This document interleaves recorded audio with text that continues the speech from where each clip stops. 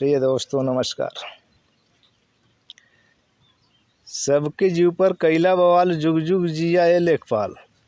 तू चित्रगुप्त ऐसन भैला जम राजो के घेरवा वाला, पापिन के नेरे ना जाला भले अदमिन के डरवा वाला। हम ते जनली बा एक होई लेकिन तुहरे बा ढेर बही, जौने से देलाइन ते खाप पावाला भर कांतरी दही। तुहरे यो गुनवा गा गा के जिंदगी भर रहबे निहाल, सबके जीव पर कैला बवाल जुग जुग जिया ए लेखपाल। कितने खेतहा झंखत बाटे, कितने खेतहा झंखत बाटे, कितने नौतनवा चल गईले, कितने खसरा खत यौनी में ललकी स्याही से रंग गईले। निरहू का नंबर घुरहू के रुपया लेके बतावाला, उनके उनकर उनके उनकर उनके ऐसे तू दुई धांग पढ़ावाला। प्रधानन से मिलजुल के बंजर लिख दियला ताल खाल, सबके जीव पर कैला बवाल जुग जुग जिया ए लेखपाल। आज़ादी के पुरहर सुखवा गांधी जी तुहहीं के दे गईले, सिरदार और भूमिधर झंके तुहरे हक में बढ़िया कैले। मेड़ मिलान ठीक करता कट्ठा जरीब के साथ साथ, तब काहे शकबंदी में लड़ जैते सब कर माथ माथ। तू ऐसन गौर सोच लिहला अब भारत के करवा बेहाल, सबके जीव पर कैला बवाल जुग जुग जिया ए लेखपाल।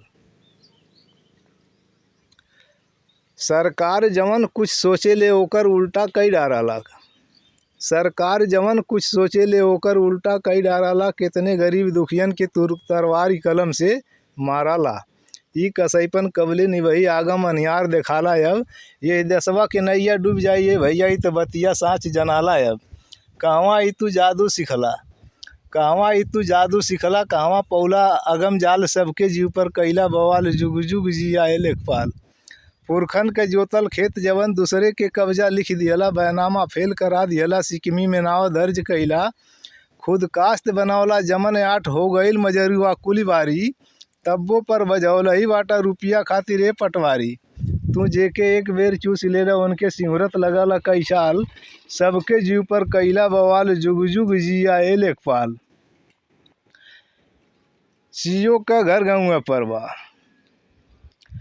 पुरखन के जोतल खेत जवन दूसरे के कब्जा लिख दियला, पुरखन के जोतल खेत जवन दूसरे के कब्जा लिख दियला, बैनामा फेल करा दियला, सिकमी में नाव दर्ज कैला। खुद कास्त बनौला जमन आठ हो गईल मजरुआ कुल बारी, तब्बो पर बजौलही बाटा रुपया खातिर ए पटवारी। तू जेके एक बेर चूस लेला उनके सिंहरत लगला कई साल, सबके जीव पर कैला बवाल जुग जुग जिया ए लेखपाल। सीओ का घर गाँव पर बा, सीओ का घर गाँव पर बा, एसीओ पड़ोसिया हैं तुहार, डिप्टी डायरेक्टर सब तुहरे अब के सुनी विपतिया हमार। हम कैसे कैसे दुख रोई, हम कैसे कैसे दुख रोई, अंगूठा काजर में बोरी ला, नथले दर खासे के डोरा, हम चार घरी में छोरी ला। पढ़ली नाई पछताइला, पढ़ली नाई पछताइला, नाही त का केहू करत हमसे चाल, सबके जीव पर कैला बवाल जुग जुग जिया ए लेखपाल। हम टुकुर टुकुर मोताकीला, तू टपर टपर बतियावले, गाँव के प्राइमरिये पर पढ़ के तू कितना कानून बनावाला। दुई चार जने दरबार करे, दुई चार जने दरबार करे, भैया भैया कहवावाला, जे तुहके आपन हित जाने तय पर कलम घुमावाला।